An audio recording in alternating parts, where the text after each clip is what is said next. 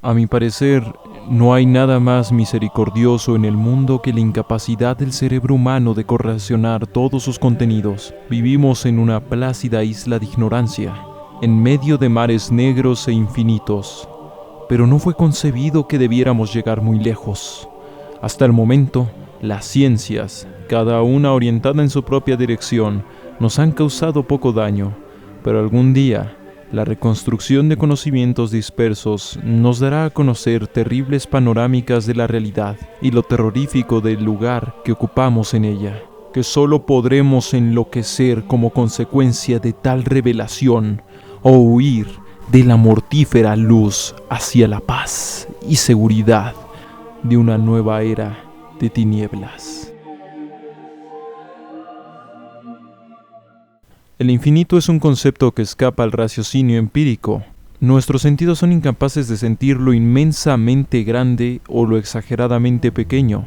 Si bien, como ya se dijo, la sombra del infinito acosa al científico y al filósofo occidental, haciéndolo considerar que la humanidad está sumergida en un universo donde lo irracional, como lo racional, pueden ser ilusiones de nuestra pequeñez mental, conceptual o biológica. En este aspecto, solo la abstracción y la imaginación nos han acercado a esa maravilla y a ese horror por el infinito, o lo descomunalmente grande. Fueron las matemáticas y la geometría las primeras en acercarse al infinito, las primeras que causaron temor entre pensadores griegos, quienes preferían evadir la idea de que algo pudiera no tener final o principio. El supuesto de que una circunferencia era la suma de una infinidad de lados aterraba al griego cuyo conocimiento era mucho más cercano a sus sentidos. Pero la imaginación y la abstracción prosiguieron refinándose a través del lenguaje matemático y el método. Newton y Leibniz fundan el cálculo, acercando las estrellas y sometiendo a la mecánica a la voluntad humana, comenzando una era de ingeniería y astronomía que cambiaría para siempre el futuro. Pero el infinito aún estaba ahí, como un tabú, como un tema donde solo los dioses podían hablar. Y no lo digo metafóricamente, de verdad, se creía que el infinito llevaba a la locura.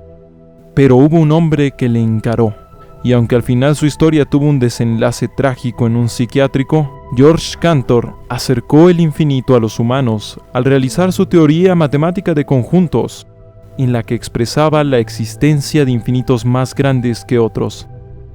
Y así hemos seguido, adentrándonos en la bruma de la existencia, buscando y rompiendo los límites de lo razonable frente a verdaderos monstruos cósmicos. Y de estas concepciones han surgido verdaderas crisis existenciales que se han abordado en muchos medios. Por ejemplo, el Cancerverso, un universo de Marvel Comics donde la vida no muere y con el tiempo se transforma en una plaga que termina por infestarlo todo.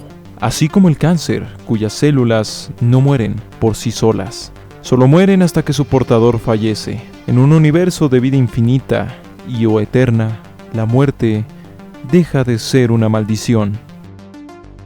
¿Y qué hay del poder infinito? El Doctor Manhattan viene a la mente, pero él no es omnipotente. Está abismalmente lejos de ello, pero no necesita hacerlo para que los lectores le vean como un ser de poder supremo.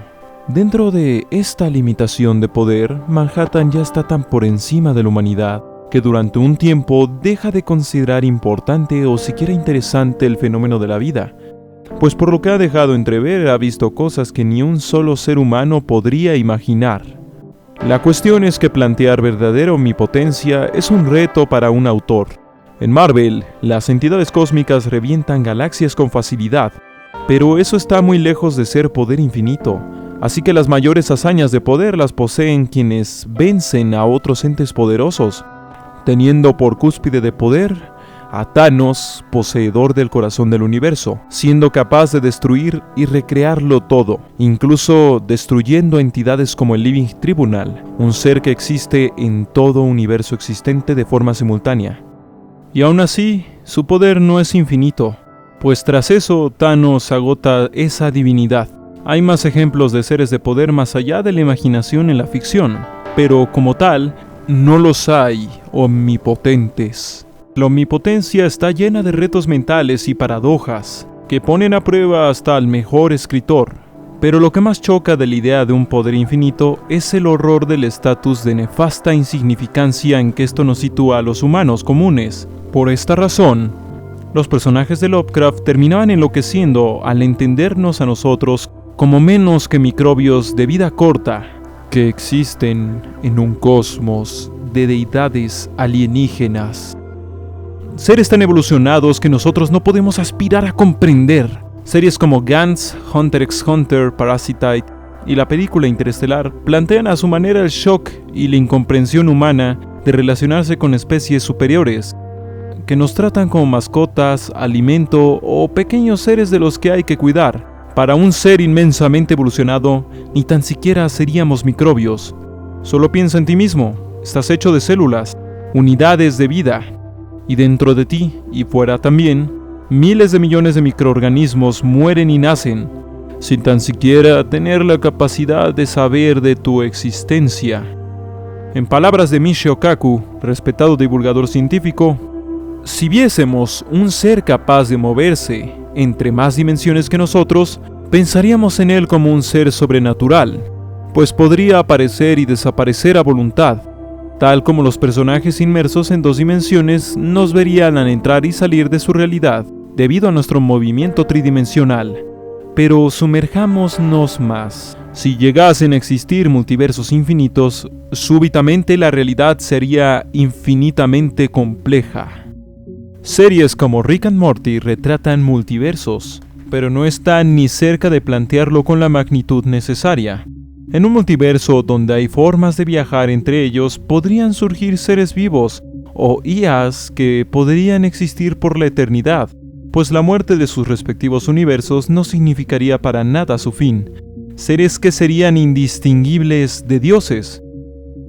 Aún así, la inmensidad que plantea Rick and Morty es suficiente para generar incómodas preguntas existenciales a través de sus personajes y sus sentimientos. Pero esto es solo el comienzo.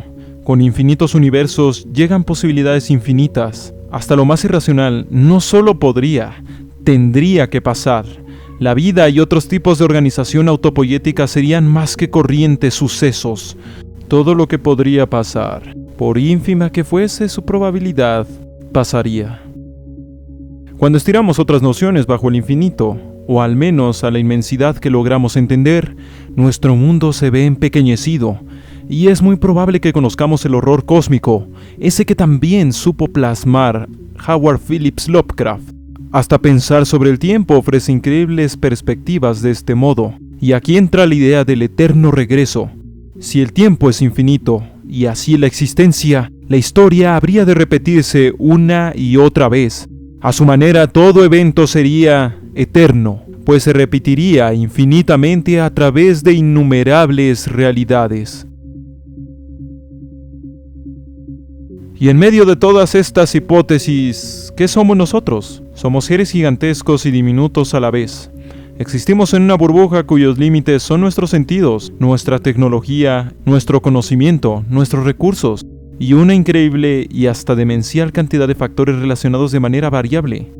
Para nosotros, seres minúsculos, pero también grandiosos, el mero hecho de existir conlleva más profundidad e interés que cualquier historia, que cualquier autor podría imaginar. Nuestra pequeñez nos da la inestimable oportunidad y reto de conocer y maravillarnos con un todo, que aunque quizá tenga límites, es tan grande y profundo que todo vacío pierde importancia. Lo que sí no puede evitar torcerse o dañarse es nuestro ego, no solo como individuos, naciones y demás. El ego de la humanidad, caray, su identidad. Ante la increíble e inmensa existencia, ser es toda una aventura. Así pues, podemos tener el miedo y el éxtasis de que si las cosas no salen mal, nos espera un viaje hacia un límite que ahora mismo ni tan siquiera podemos imaginar. Se despide de Esquizofrenia. La realidad es frágil.